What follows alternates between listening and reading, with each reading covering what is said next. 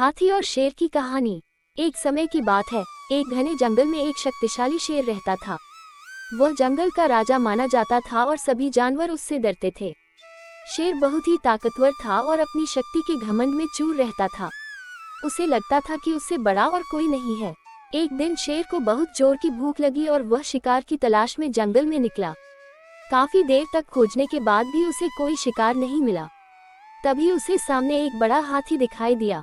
शेर ने सोचा, अगर मैं इस हाथी को मारकर खा लूं तो मेरी भूख अच्छे से मिट जाएगी। शेर धीरे धीरे हाथी की तरफ बढ़ने लगा और उस पर झपटने की कोशिश की, लेकिन हाथी भी काफी समझदार और बलवान था। उसने शेर को आते हुए देख लिया और तुरंत ही सावधान हो गया। जैसे ही शेर ने उस पर हमला करने की कोशिश की, हाथी ने अपनी सूंड से उसे जोर से उठाकर दूर फेंक दिया।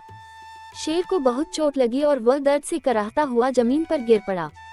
हाथी ने शेर की ओर देखा और कहा, शक्ति का घमंड करना अच्छी बात नहीं है।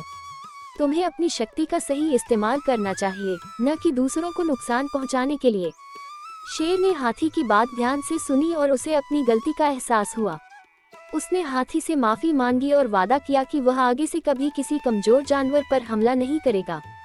इस घटना के बाद शेर ने जंगल के अन्य जानवरों के साथ मिलकर रहना सीख लिया और घमंड छोड़कर सबके साथ अच्छे से पेश आने लगा। कहानी की शिक्षा: शक्ति का सही उपयोग करना चाहिए और घमंड कभी नहीं करना चाहिए।